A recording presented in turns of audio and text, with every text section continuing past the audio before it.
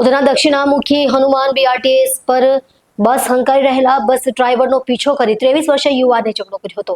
દરમિયાન અંગે પોલીસને જાણ કરાતા પોલીસ યુવાનને પકડીને પોલીસ મથકે લઈ ગઈ હતી, જ્યાં યુવકના ખિસ્સામાંથી 2 પેકેટ મળી આવ્યા હતા.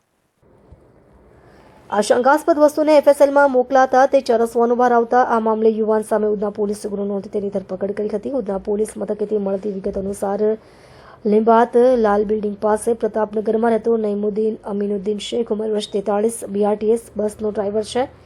નઈમુદ્દીન ગઈકાલે મોડી સાંજે ઉધના દક્ષિણામુખી હનુમાન મંદિર પાસેના બીઆરટીએસ રૂટથી બસ હંકારીને પસાર થઈ રહ્યો હતો, ત્યારે એક બાઇક લઈને બસ પાછળ આવતા ઈશ્વર રામદાસ બેડસે રહે બિલ્ડિંગ નંબર 8 ઘર નંબર 12 કાશીનગર આવાસ ઉધના તેણે બસ ડ્રાઈવર સાથે તકરાર ઊભી કરી હતી. પોલીસ બોલાવાઈ હોય ઈશ્વર બળસેને પોલીસ સ્ટેશન લઈ જવાયો હતો, જ્યાં એએસઆઈ કૃપરાજભાઈ કાથડભાઈએ ઈશ્વર બેડસેની પૂછપરછ કરી તેની તલાશી લેતા તેના ખિસ્સામાંથી પ્લાસ્ટિકની નાની કોથળીમાંથી કાળા બદામી રંગનો શંકાસ્પદ પદાર્થ મળી આવ્યો હતો, જે બાબતે યોગ્ય જવાબ આપી નહીં શકતા આ પદાર્થને એફએસએલમાં મોકલતા તે હસીસ ચરસ હોવાનું સામે આવતા ઈશ્વર બેડસે સામે ગુનો નોંધવામાં આવ્યો હતો.